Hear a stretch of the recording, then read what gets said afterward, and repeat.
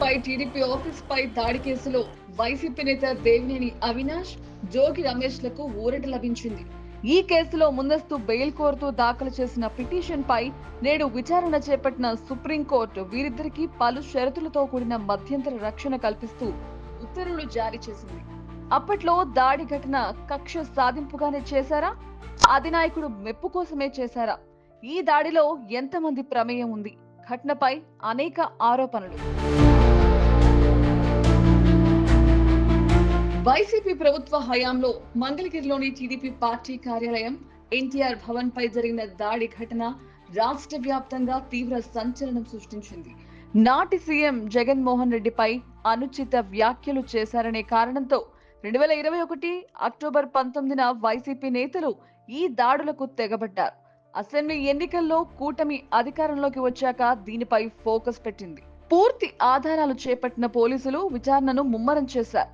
ఇక ఇప్పటికే టీడీపీ కార్యాలయంపై దాడి కేసులో దాదాపు అరడజన్ మంది వైసీపీ నేతలు విచారణ ఎదుర్కొంటున్నారు. వీరిలో వైసీపీ కీలక నేత సజ్జల రామకృష్ణారెడ్డితో పాటు మంత్రి జోగి రమేష్, దేవినేని అవినాష్, నందిగామ సురేష్, తలశీల రఘురాం ఈ కేసులో ముందస్తు బెయిల్ కోసం వివిధ కోర్టుల్లో వైసీపీ నేతలు తీవ్రంగా ప్రయత్నాలు చేశారు. సెప్టెంబర్ 4వ తేదీన ఈ ముందస్తు బెయిల్ పిటిషన్ ని విచారించిన ఏపీ హైకోర్టు వారి పిటిషన్లు కొట్టివేసింది. దీంతో వాళ్ళు సుప్రీంకోర్టుకు వెళ్లారు. కోర్టులో ప్రతికూల నిర్ణయం రావడంతో వెంటనే దాడి కేసులో నిందితులుగా ఉన్న వారంతా అజ్ఞాతంలోకి వెళ్లిపోయారు. వారి సెల్ ఫోన్లు కూడా స్విచ్ ఆఫ్ చేసి పెట్టారు. వీళ్ల కోసం ప్రత్యేక బృందాలను రంగంలోకి దింపిన పోలీసు శాఖ ఒక్కొక్కరి ఆచూకీ గుర్తించే పనిలో పడింది. అసెంబ్లీ ఎన్నికల్లో కూటమి పార్టీ విజయ ఢంకా మోగించడమే కాక చివరికి వైసీపీకి ప్రతిపక్ష హోదా కూడా లేకుండా పోవడంతో ఆ పార్టీకి చెందిన కొందరు నాయకులు సైలెంట్ అయ్యారు. అధికారంలో ఉండగా పార్టీ అధ్యక్షుడు బాస్ మెప్పు కోసమే తీవ్ర పదజాలంతో ప్రతిపక్ష పార్టీ నేతలపై దూషణలనే ఆరోపణలు వాస్తవమైందని పలువురు నోటి నుంచి వస్తున్న మాట. అధికారం చూసుకుని విర్రవీగితే ఏం జరుగుతుందో ఏపీలోని కొందరు వైసీపీ నేతలకు ఇప్పుడు అర్థమవుతోంది.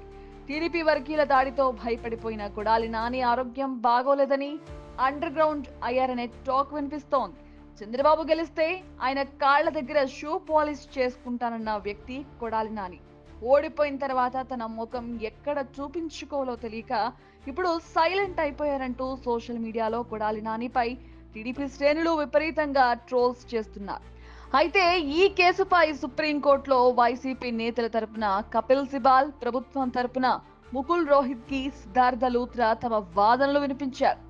రమేష్, అవినాష్లకు స్వల్ప ఊరట కల్పించిన ధర్మాసనం వీరిద్దరిపై తక్షణ చర్యలు తీసుకోకుండా రక్షణ కల్పిస్తూ షరతులతో కూడిన మధ్యంతర రక్షణ కల్పిస్తూ ఉత్తర్వులు జారీ చేసింది.